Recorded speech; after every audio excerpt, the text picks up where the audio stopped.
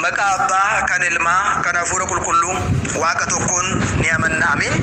Kabajamootaa fi jaalatamootaa maatiiwwan waaqayyoon kan jaalattan waaqayyo isiniin kan jaalatu miseensi waldaa keenyaa hundumti keessan akkam jirtu akkam yoo nageessan akkam turtanii guyyaa har'aatiin kan nu ga'e waaqni keenya galannii fi ulfina teessoo isaa Ariyaam irratti isaatii fi haa ta'u jecha guyyaa har'aa kana obboleettiin keessan yeroo darbe gaaffii isheen nu gaafatte hin xumurre kutaa sadaffaa qabannee dhiyaanne irraa qophiin kun qophii dhimma keenyaa kan jedhu chaanaalii dhuunfaa waadaa fannoo qofaa irratti kan dhiyaatudha. Sagantaan kun hundumti keessan sabiskiraayibii fi laayik sheer gootanii akka nu dhaggeeffattan isin beeksisa.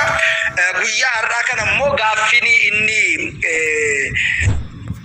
arfaffaa fi shanaffaa maal jedha seetanii fannoo qabatanii akkamitti jireenya namaa luboonni balleessuu danda'u?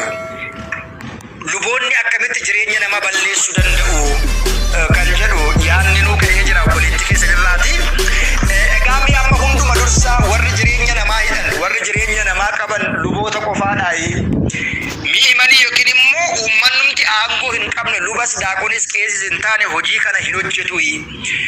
Sheekonni garaagaraa hin hojjetaniyyuu, daftaroonni garaagaraa hin hojjetaniyyuu, margeetonni garaagaraa hin hojjetanii jennee gaafa ilaallu dhugaadhuma isaa dubbachuudha waan kanarraati kan qulqullaa'u namoota muraasaa fi namoota muraasa warra wangeelli isaaniif galeef warra dhuguma jireenya wangeela jechuun wangeelatti amananii waan hundumaa dhiisuudha.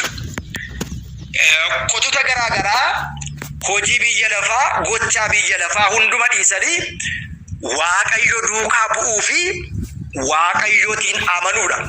Namni waaqayyoon amane immoo akka qulqullicha Phaawulos albee yookiin immoo qarabaa isa jennu lafa kaa'eetu hojii kutota garaagaraa lafa kaa'eetu waaqa isaa duukaa bu'a. Waaqa isaa duukaa gaafa bu'u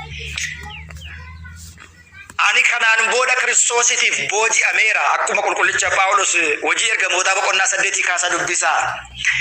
Jireenya Phaawulos kaleessaa gaafa ilaallu Phaawulos kiristaana bara hedduudhaaf ari'achaa tureera. Kiristaanota bakka hedduutii kaasee ajjeesaa tureera. Phaawulos hojii isaa hamaa sana ni dhiise. Karaa biraa hojii ergamootaa boqonnaa 8 lakkoofsa 9 kaasnee gaafa ilaallu irraan deebi'a. Hojii ergamootaa boqonnaa 8 lakkoofsa 9 kaasnee gaafa ilaallu seenaa nama tokko Simoon Masarrii namicha jedhamu. Namichi Simoon Masarrii jedhu kun uummata Samaariyaa ani guddaadha, ani beekaadha. Hidhuus, hiikuus, ajjeesuus, kaa'uus nan danda'a jedhee uummata Samaariyaa hojii afura xinqolaa kanaatiin baay'ee dinqisiisaa fi uummanni Samaariyaa immoo homaa tokkollee hin beekne uummanni garraamii kun isa duukaa bu'ee hojii isaa kanatti amanee namoota baay'ee hojii isaatiin dinqisiisaa tureera jedha. Maatiiwwan Waaqayyoo ilaalaa. Ollaa keenya keessa warri falan, warri muran, warri xonoqqolan, warri xonoqqolchiisan guddaa yookiin immoo beekaa warra hafuura Waaqayyootiin hojjetu nutti fakkaachuu danda'an. Isaan kun dhugaadhuma sirriitti dubbachuuf taanaan warra hafuura Waaqayyootiin hojjetu otoo hin ta'in warra hafuura hamajaajii waamu, warra xonoqqolu, warra muru ta'uu isaa beekuun barbaachisaadha. Ollaa keessan warreen akkasii jiru. Daa'imti gaafa dhukkubsattu qoricha ijaa jedhanii kadhannaa ijaa jedhanii kudhaama garaagaraa warri hojjetan. Kudhaamni keenya Iyyasuus Kiristoos fannoo keenya ta'uu isaa beekuun barbaachisaadha. Humni Waaqayyoon inni dhugaan hafuura qulqulluutiin kan hojjetu ta'uu isaa beekuun barbaachisaadha. Kanaaf egaa Simoon Masarrii namichi jedhamu kun yookiin immoo namichi xonqaayii kun uummata Samaariyaa baay'ee dinqisiise. Uummanni keenya immoo ni beektu mitiire. Uummanni keenya yeroo baay'ee garraamiidha. Waan itti dhaga'a. Waanuma argeetti immoo amana. Hamaa fi gaarii baay'isee uummanni keenya adda hin baasu.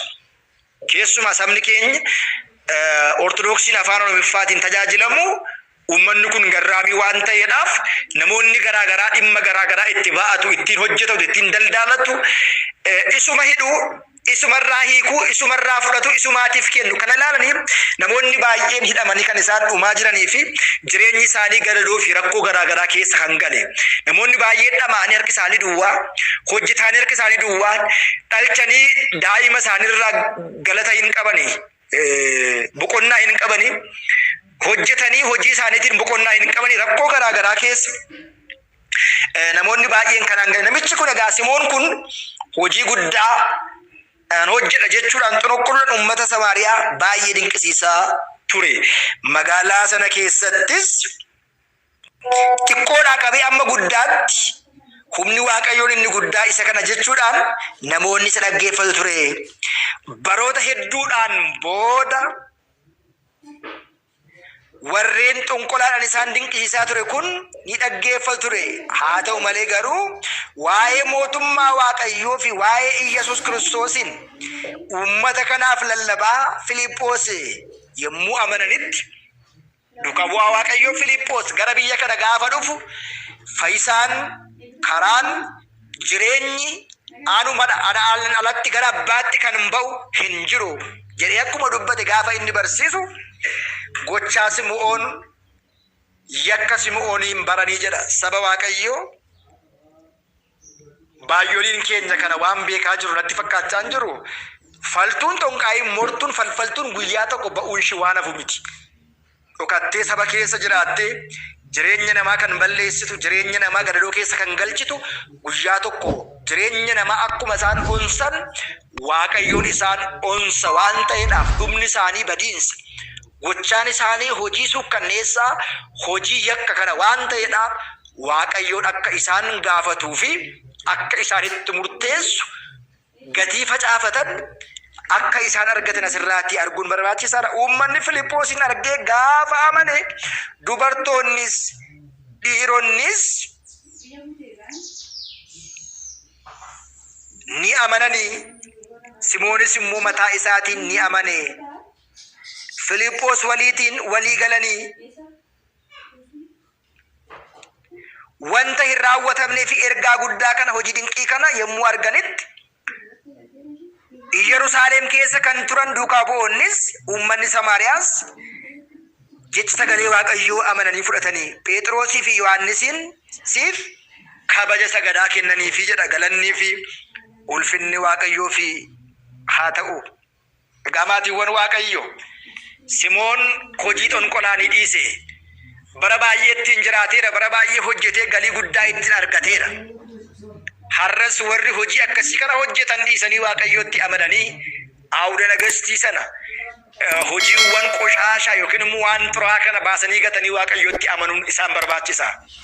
Hin oola hin bula malee Waaqayyoon gatii isaanii ni kennaaf ilaala.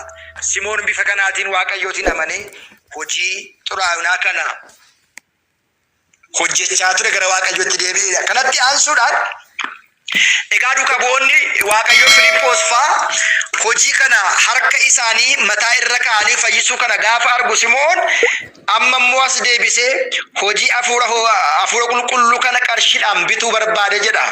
Anis harka irra kaa'ee akkan fayyisuudhaaf isinis hojii fayyinaa kana akka naa kennitan qarshii siif kennina jechuudhaan gaafatee jedha. Egaa tasa Waaqayyoon yaada laphee kee keessatti yaaddu kana yoo dhiifama sii godha ta'e ka'iitii Waaqa kee kadhadhu jechuudhaan dubbatanii qarshiin kees si faana haa badu. Hafuura Waaqayyoo humna Waaqayyoo qarshiidhaan bituu yaaddeetta waan ta'eedhaaf hojiin kun qarshiidhaan kan ta'u miti kennaadhaan waan ta'eedhaaf malee jechuudhaan Simoonitiin ifatanii yookiin immoo itti dubbatanii jedha. Kanaaf egaa boleettiin keessan yaada ishiin kaaste tokkoffaa lammaffaa sadaffaa arfaffaa jennee hanga afuritti kan laalle kun dhugaan jiru isa kanadha. Egaa jalqaba irratti fannoo qabatanii akkamitti waan akkasii hojjetu isa jedhuudhaaf kunoof abiddaa fi bishaan si fuuldura kaa'eera. Ati gara si fayyadutti gara si baasutti harka kee geessi jedha waan ta'eedhaaf wangeelli kun warri waaqayyoon amananii hojii dhugaa hojjetan fannoo kanaan hojii fayyisu fannoo kanaatiin hojii hiikuu hojjetu.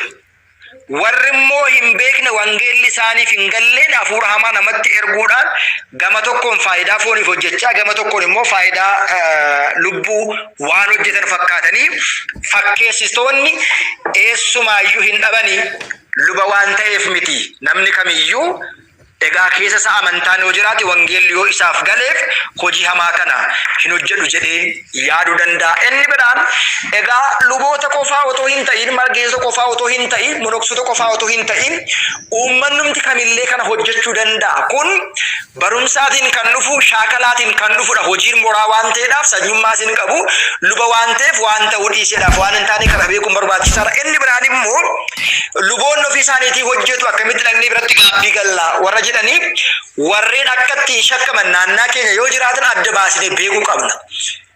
Kana qofaa otoo hin ta'in mana kiristaanaatti illee deemnee saaxiluudha. Jara kana bira eenyutu deemee hojjechiisa, eenyutu qarshii kennaafi, eenyutu isaan jajjabeessa. Gaafa horiin kee dhukkubsatte, gaafa mataan kee dhukkubsate, gaafa mallattoo wayii agarte, gaafa daa'imti kee agarte, kudhaama jettee eegee maaloo ijaa jettee qoricha horii jettee waamee qalaqxee kan hojjechiisu sidha. Jara kana uummata irratti kan goobse nudha. Uummata keenya keessa dhokatanii warra taa'anii hojii akkasii hojjetan kana nuti saaxillee hin baasnu taana abaluun lubni akkasii hojii akkasii hojjetan jennee hojii isaa hin saaxillu taanaan namootaan kurfoomne hojii inni hojjetu kana dhaabi hin jennuun taanaan namni kun hojii isaa itti fufaa kan jajjabeessus numadha kan rakkatus numadha kan naqee jireenya namaatti hojjechiisus numadha dhaqnee immoo nurraa hiiki jennee kan dubbannus numadha waan ta'eedhaaf rakkoon guddaan kan jiru isa kanadha. Inni biraan immoo akkamitti gaabbii galla warra jedhamu luboonni akkas godhu hin machaa'u yaada jedhuudhaaf luboonni haa machaa'anii luboonni haa dhuganii luboonni waan fedhan haa ta'anii inni guddaan garuu nuti wanti nuti beekuu qabnu lubichaaf jedhee daaqonichaaf jedhee qaama biraaf otoo hin jedhiin badiin koo anaaf ana qofaa waan laallatuuf badii kootti gaabbii galuu fi gaabbii fudhachuu kan qabu ofii koodhaa malee waa'ee lubichaa waa'ee qaama namaa biti haa dhugus haa machaa'us haa xonoqqolus haa dhiisuus anaan kan nagalchu badii koorra qulqullaa'uu qofaadha waan ta'eedhaaf gaaffii ka'e kun gaaffii baay'ee nama gammachiisudha. Boleettiin keessan yaada kana kaastee akkasin irratti barattan yookiin immoo akka waliin barannu waan nu taasisteef Waaqayyoon sagalee jireenyaa ishee haa dhageessisu. Hunduma keenya nu haa dhageessisu. Isinis yaada qabdan gaaffiiwwan akkasii warreen qabdan karaa WhatsApp dhuftanii akkuma ishee kana yaada keessan gaggabaabsanii nu qooduu dandeessu. Waan isinii hin galle gaafachuu dandeessu. Waadaa fannoo miidiyaa sabiskiraayibii fi laayik gootanii hordofuu dandeessu. Waaqayyo isin faanaa ta'u guddaa galatooma. Boleettii keenya sagalee jireenyaa ishee haa dhageessisu. Gaaffii isheen gaafatteef deebiin bal'aa waan isheedhaaf deebii natti fakkaata.